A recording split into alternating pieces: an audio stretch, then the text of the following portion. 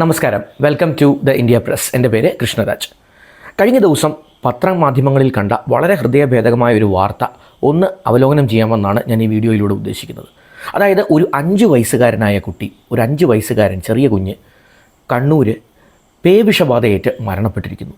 നമ്മളിത് സംസാരിക്കുന്നത് 1960 കുറിച്ചൊന്നുമല്ല, 2025 ജൂൺ മാസത്തെക്കുറിച്ചാണ്. നമ്മൾ സംസാരിക്കുന്നത് പ്രാചീന സൊമാലിയെക്കുറിച്ചോ ഉഗാണ്ടയെക്കുറിച്ചോ അല്ല. ഇന്ത്യയിലെ ഏറ്റവും മികച്ച ആരോഗ്യ രംഗം അവകാശപ്പെടുന്ന സംസ്ഥാനം എന്ന് പറയപ്പെടുന്ന കേരളത്തിലെ കണ്ണൂരിൽ ഉള്ള ഒരു സംഭവമാണ് നമ്മൾ ഈ മാധ്യമങ്ങളിൽ ചർച്ച ചെയ്തത്.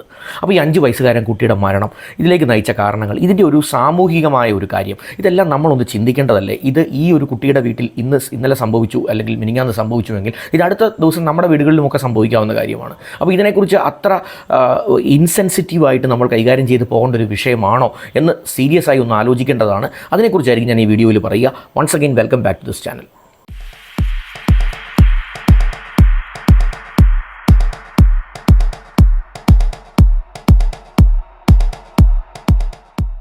ആമുഖത്തിൽ ഞാൻ പറഞ്ഞതുപോലെ ഒരു 5 വയസ്സുകാരൻ്റെ മരണം, അത് പേവിഷബാധയേറ്റ് ഉള്ള മരണം, നമ്മളുടെ കേരളത്തിൽ ഉണ്ടായ മരണം എന്നുള്ളത് കൊണ്ട് തന്നെ അതിനകത്ത് ഏറ്റവും വലിയൊരു പ്രാധാന്യം, ഏത് കാര്യം പറയുമ്പോഴും ഏത് വിഷയം സംസാരിക്കുമ്പോഴും ഇന്ത്യയിലെ ഏറ്റവും മികച്ച ആരോഗ്യ രംഗം എന്നൊക്കെ മേനി പറയാൻ നമ്മൾ ഒട്ടും പിന്നിലല്ല.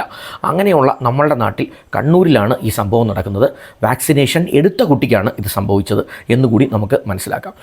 ലോകാരോഗ്യ സംഘടനയുടെ കണക്കുകൾ പ്രകാരം നമ്മൾക്ക് വളരെ ഈസിയായി തന്നെ മാനേജ് ചെയ്യാൻ പറ്റുന്ന, അല്ലെങ്കിൽ കൃത്യമായ ആരോഗ്യ പരിപാലന സംവിധാനമുള്ള ഒരു മേഖലയിൽ ഒരു കാരണവശാലും ഒരു ഡെത്തിലേക്ക് എത്താൻ സാധ്യത വളരെ കുറവുള്ള, 100% ആരും അവകാശപ്പെടുന്നില്ലെങ്കിലും വളരെ കുറവുള്ള ഒരു രോഗാവസ്ഥയാണ് റാബീസ് എന്ന് പറയുക, അല്ലെങ്കിൽ പേവിഷബാധ എന്ന് നമ്മൾ പറയുക. അപ്പോൾ ഇതിന് പ്രോപ്പറായിട്ടുള്ള ട്രീറ്റ്മെൻറ്റ്, പ്രോപ്പറായിട്ടുള്ള വാക്സിനേഷൻ ചെയ്താൽ ഇത് ക്യൂറബിൾ ഇൻ ദ സെൻസ്, അത് രോഗപ്രതിരോധം നമുക്ക് നടത്തിയെടുക്കാൻ പറ്റുന്നതാണ്. ലക്ഷണം കണ്ടു കഴിഞ്ഞാൽ പിന്നെ ഒന്നും ചെയ്യാൻ പറ്റാത്തൊരു രോഗവുമാണ് എന്ന് നമുക്കറിയാം. റാബീസിനെ കുറിച്ച് രോഗലക്ഷണം ഉണ്ടായിക്കഴിഞ്ഞാൽ 100% ഡെഡ്ലി ആയിട്ടുള്ള രോഗങ്ങളിൽ ഒന്ന്, അല്ലെങ്കിൽ ഏറ്റവും പ്രധാനപ്പെട്ടത് റാബീസ് തന്നെയാണ്. പക്ഷേ അതിനെ പ്രോപ്പറായിട്ട് കൺട്രോൾ ചെയ്യാൻ പറ്റും. ഒരു പേവിഷബാധ ഏറ്റു എന്നൊരു സാഹചര്യം ഉണ്ടായാൽ കറക്റ്റായിട്ടുള്ള വാക്സിനേഷൻ ആണെങ്കിൽ, ആ വാക്സിനേഷന് എഫക്റ്റീവ്നെസ് ഉണ്ട് എങ്കിൽ അത് 100% പ്രിവെൻറ്റ് ചെയ്യാൻ പറ്റും എന്ന് ലോകാരോഗ്യ സംഘടന പറയുന്നുണ്ട്. അപ്പം നമ്മുടെ ഇവിടെ ഇത് ഒന്നാമത്തെ ഒരു ഇഷ്യൂ അല്ല. ഈ കഴിഞ്ഞ ഒരു 2024-25 വർഷങ്ങളെടുത്താൽ, 2 വർഷങ്ങൾ എടുത്തു നോക്കിയാൽ കേരളത്തിൽ എത്ര പേവിഷബാധ മരണക്കേസുകളാണ് റിപ്പോർട്ട് ചെയ്തത് എന്നൊന്ന് നോക്കുക. അപ്പോൾ ഇത് വ്യക്തമായി സൂചിപ്പിക്കുന്നത് നമ്മളുടെ സംവിധാനങ്ങളിലെ വലിയ പിഴവ് തന്നെയാണ്. ഇതിനകത്ത് ഒന്നുകിൽ ഈ വാക്സിനേഷന് പ്രോപ്പറായിട്ടുള്ള ക്വാളിറ്റി കൺട്രോൾ ഉണ്ടാകുന്നില്ല, അല്ലെങ്കിൽ ക്വാളിറ്റി കൺട്രോൾ പ്രോപ്പറായിട്ട് നടക്കുന്ന വാക്സിനേഷൻ നമ്മൾ ഉപയോഗിക്കുന്നില്ല, അതല്ലെങ്കിൽ ഇത് ശീതീകരിച്ച് സൂക്ഷിക്കുന്നതിലും വാക്സിനേഷൻ്റെ എഫക്റ്റീവ്നെസ് ഉറപ്പാക്കുന്നതിലും നമ്മളുടെ സംവിധാനങ്ങൾ പരാജയപ്പെടുന്നു. എന്ത് കാരണം കൊണ്ടാണെങ്കിലും ഇതിന് വ്യക്തമായ ഒരു എഫക്റ്റീവ്നെസ്സോടുകൂടി ഈ വാക്സിനേഷൻ എടുക്കാൻ പലപ്പോഴും നമ്മുടെ ആരോഗ്യ സംവിധാനത്തിന് സാധിക്കുന്നില്ല എന്നുള്ളൊരു ദയനീയ അവസ്ഥ ഈ 2025 പേവിഷബാധയേറ്റ് ഒരു 5 വയസ്സുകാരൻ മരിച്ചു എന്നുള്ളതിൽ നിന്ന് നമുക്ക് മനസ്സിലാക്കാൻ സാധിക്കും. അപ്പോൾ നമ്മൾ ഇനിയുള്ള ഇത്തരം മേനി പറച്ചിലുകളൊക്കെ പറയുമ്പോൾ ഇത്തരം കാര്യങ്ങൾ, ഈ സംഭവിച്ച പ്രശ്നങ്ങൾ ഒക്കെ ഒന്ന് മനസ്സിലാക്കാം. ഹാരിത്ത് എന്ന് പറഞ്ഞ ഈ 5 വയസ്സുകാരനെ കൂടെ ഓർത്ത ശേഷം തള്ളിമറിക്കലുകൾ തുടരുന്നതായിരിക്കും നല്ലത്. ഇത് ഒന്നാമത്തെ കാര്യം. ഇതുകൊണ്ട് മാത്രം പ്രശ്നം അവസാനിക്കുന്നില്ല. ഈ പേവിഷബാധ എന്ന് പറയുമ്പോൾ തന്നെ കടികളിൽ നിന്നും, അല്ലെങ്കിൽ തെരുവ് പട്ടികളിൽ നിന്നും, തെരുവ് നായ്ക്കളിൽ നിന്നുമാണ് ഇതിൻ്റെ ഏറ്റവും കൂടുതൽ പേവിഷബാധ കേസുകൾ റിപ്പോർട്ട് ചെയ്യുന്നത്. ഇപ്പം ഈ ഹാരിത്ത് എന്ന് പറഞ്ഞ കുട്ടിയെ സംബന്ധിച്ചും സംഭവിച്ചത്, വീട്ടിലടുത്തിരുന്ന് കളിച്ചുകൊണ്ടിരുന്ന ഒരു കുഞ്ഞിനെ ഒരു തെരുവ് നായ എത്തി കടിച്ച് ആണ് പരിക്കേൽക്കുകയും, അത് മെയ് 31 കടിയേറ്റ് അതിനുശേഷം ഈ കുട്ടി വാക്സിനേഷൻ എടുത്ത് അതിൻ്റെ പ്രൊസീജിയർ നടന്നുകൊണ്ടിരിക്കുന്ന ഫൈനൽ ഡോസ് എടുക്കുന്നതിന് മുമ്പ് തന്നെയാണ് ഈ രോഗലക്ഷണങ്ങൾ കാണുകയും കുഞ്ഞ് മരണപ്പെടുകയും ചെയ്തിട്ടുണ്ടായത്.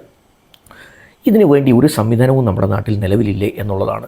എത്ര കാലമായി നമ്മൾ ചർച്ച ചെയ്യുന്നു തെരുവുനായ പ്രശ്നം എന്നുള്ള വിഷയത്തിനെ, എത്ര നാളുകളായിട്ട് നമ്മൾ ചർച്ച ചെയ്യുന്നു. ആനിമൽ ബർത്ത് കൺട്രോൾ മെഷേഴ്സിനെ കുറിച്ചൊക്കെ നമ്മൾ വലിയ സെമിനാറുകളും കോൺക്ലേവുകളും ഒക്കെ നടത്താറുണ്ട്. അതിൽ ചിക്കൻ ബിരിയാണിയും മട്ടൻ ബിരിയാണിയും ഒക്കെ കഴിച്ച് വലിയ ഇതിൻ്റെ അധികൃതർ പിരിയാറുമുണ്ട്. ഇതിൻ്റെ ഈ ബിരിയാണി കഴിക്കുന്നതല്ലാതെ ഇതിനു വേണ്ടി എന്തെങ്കിലും പ്രായോഗികമായ നടപടികൾ എടുത്തതായി നിങ്ങൾക്കോ എനിക്കോ നേരിട്ടറിയാമോ? ഞാൻ കോട്ടയം സ്വദേശിയാണ്. എൻ്റെ നാട്ടിലുള്ള പഞ്ചായത്തുകളിൽ ഒന്നും തന്നെ ഒരു തരത്തിലുള്ള ആനിമൽ ബർത്ത് കൺട്രോൾ മെഷേഴ്സും നായയെയോ അല്ലെങ്കിൽ ഇത്തരത്തിലുള്ള ശല്യമുണ്ടാകുന്ന ഇത്തരത്തിലുള്ള ജീവികളെ നിയന്ത്രിക്കുന്നതിന്, അതിൻ്റെ ബർത്ത് കൺട്രോൾ നിയന്ത്രിക്കുന്നതിന് വേണ്ടിയുള്ള ഒരു സംവിധാനം നമ്മുടെ നാട്ടിൽ നിലവിലുള്ളതായിട്ട് എൻ്റെ അറിവിൽ ഏതായാലും ഇല്ല.